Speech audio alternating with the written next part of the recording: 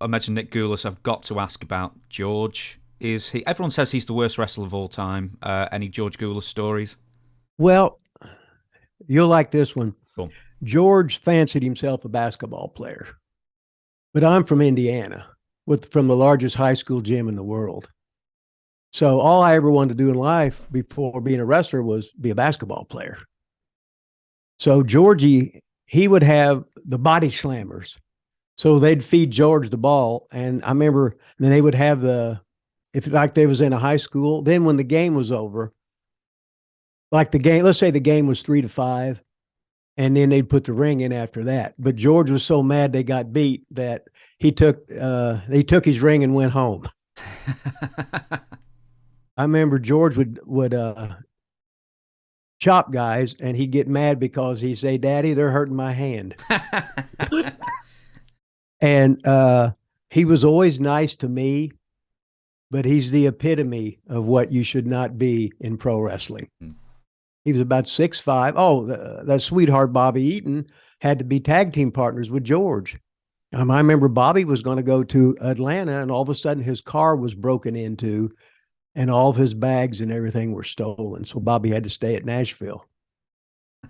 So whatever happened, I don't know. You can read between the lines. I just shook my head. With George, you look at him and you think, well, he's got the height. He's about 6'5". Yeah, but he's never been in a gym in his life. I mean, why couldn't he just like hit that pigeon chest with a couple of he could have developed at least a bit of a body at least. But if your dad owns the business, it doesn't matter. Yeah. And then I think he was too lazy to work out. Because in the wrestling business, you can have the world's shittiest body. No. And all of a sudden, and if you're in your 20s, if you just eat right and don't even work out, you look great. So now if you eat right, well, look at what's the guy in HWF or JFK or whatever the name is. MJF. Got the three. MJF. Yeah, MJF. Yeah, MJF. He looks like $1 million now. And all he's doing is eating right and training. Well, of course, working for them, they got a lot of time off. I'd be working out 3 times a day, eating like a bastard. You'd be like Brock Lesnar. Oh, wow, Brock, he's a freak, man. We'll probably end up bringing up Brock later. I want to ask, because this is like the dying days of the Tennessee territory. What were the crowds like around '78? For where? Gulas territory. Oh, years ago, they were great. But now all of a sudden, Birmingham did still good. Nashville still did good. And Chattanooga did good. But you got to remember, Jarrett took his Lexington, Jarrett took his Louisville, Jarrett took his Evansville, Jarrett took his Memphis, right?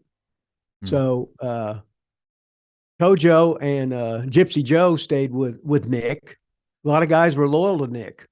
Nick treated me, it's like he said, Disco, I'd like to pay you what you're worth, but I got to pay you something. And I just laughed. And I said, you're right, Nick. I'm the shits. I'm horrible. But someday I'll be good, and you help me get there. As long as I can break even here.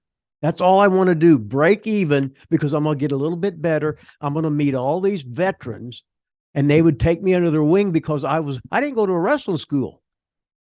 So, and now I'm teacher, right? That's a good rib.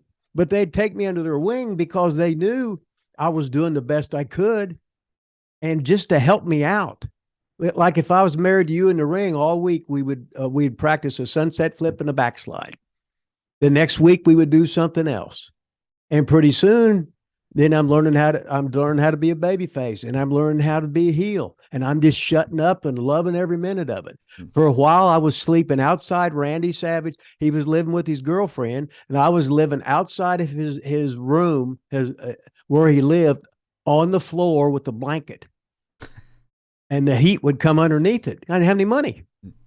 And me and Randy would go into like a steak place, and we'd eat the scraps off the table. Now, I never ate, I think Dutch said, I never did the ketchup thing with the hot water in my life. Oh, that was a rumor, the ketchup and soup kind of affair. Yeah, never in my life. Now, a lot of people say, "Did you do that?" And I said, "Yeah." "Did you do that?" I said, "Yeah." "Did you do that?" I said, "Oh no, hell no! Don't credit me for that one. If I didn't do it, I'm not going to take credit for it. But if I did it, hell yeah, I did it. I had to. I wasn't that smart, and I needed survival skills."